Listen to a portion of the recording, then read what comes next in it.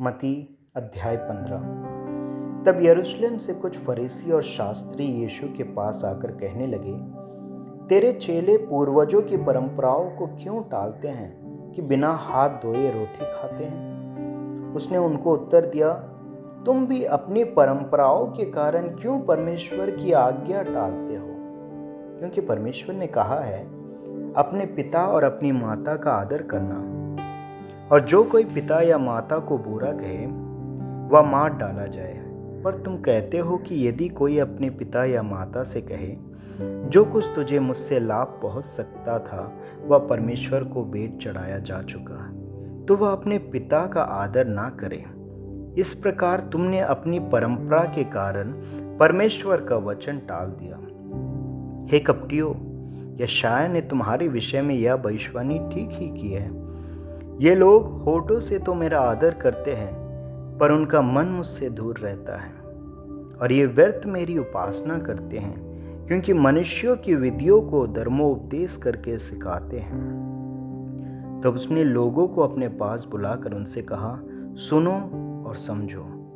जो मुंह में जाता है वह मनुष्य को अशुद्ध नहीं करता, पर जो मुंह से निकलता है वही मनुष्य को अशुद्ध करता है। तब चेलों ने आकर उससे कहा, क्या तू जानता है कि फरीसियों ने यह वचन सुनकर ठोकर खाई? उसने उत्तर दिया, हर पौधा जो मेरे स्वर्गीय पिता ने नहीं लगाया उखाड़ा जाएगा।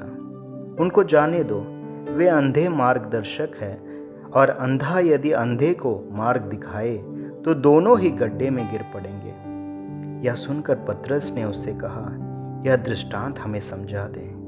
उसने कहा, क्या तुम भी अब तक ना समझ हो? क्या तुम नहीं जानते कि जो कुछ मुंह में जाता वह पेट में पड़ता है और संडास से निकल जाता है? पर जो कुछ मुंह से निकलता है वह मन से निकलता है, और वही मनुष्य को अशुद्ध करता है। क्योंकि बुरे विचार, हत्या, परस्त्रीगमन, व्यभिचार, चोरी, झूठी गवाही और निंदा मन ही से निकलती है। यही है जो मनुष्य को अशुद्ध करती है, परंतु हाथ बिना धोए भोजन करना मनुष्य को अशुद्ध नहीं करता। यीशु वहां से निकलकर सूर और सैदा के प्रदेश की ओर चला गया। उस प्रदेश से एक कनानी स्त्री निकली और चिल्लाकर कहने लगी, हे प्रभु, दाऊद की संतान, मुझ पर दया कर, मेरी बेटी को दुष्ट आत्मा बहुत सता रहा है। पर उसने उसे कुछ उत्तर ना दिया। तब उसके चेलों ने आकर उससे विनती की, इसे विदा कर, क्योंकि वह हमारे पीछे चिल्लाते हुए आ रही है। उसने उत्तर दिया, इज़राइल के घराने की खोई हुई भेड़ों को छोड़ मैं किसी के पास नहीं भेजा गया। पर वह आई और यीशु को प्रणाम करके कहने लगी, हे प्रभु, मेरी सहायता कर।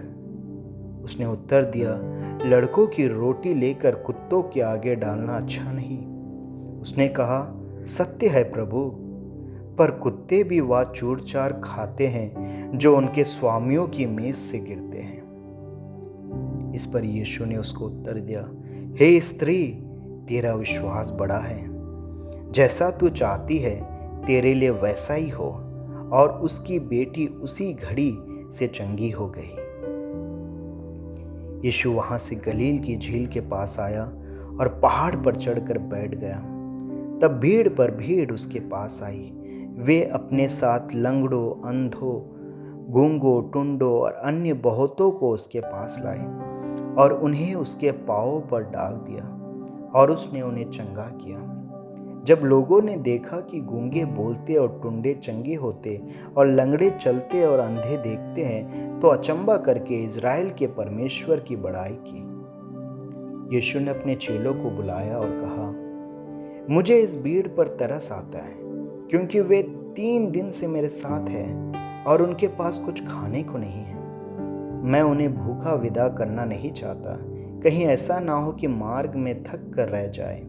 चेलों ने उससे कहा, हमें इस जंगल में कहाँ से इतनी रोटी मिलेगी कि हम इतनी बड़ी भीड़ को तृप्त करें? यीशु ने उनसे कहा, तुम्हारे पास कितनी रोटियां हैं? उन्होंने कहा, 7 और थोड़ी सी छोटी मछलियां। तब उसने लोगों को भूमि पर बैठने की आज्ञा दी और उन 7 रोटियों और मछलियों को लिया, धन्यवाद करके तोड़ा और अपने चेलों को देता गया और चेले लोगों को। इस प्रकार सब खाकर तृप्त हो गए और चेलों ने बचे हुए टुकड़ों से भरे हुए 7 टोकरे उठाए। खाने वाले स्त्रियों और बालकों को छोड़ 4,000 पुरुष थे। तब वह भीड़ को विदा करके नाव पर चढ़ गया और मगदन देश की सीमा में आया।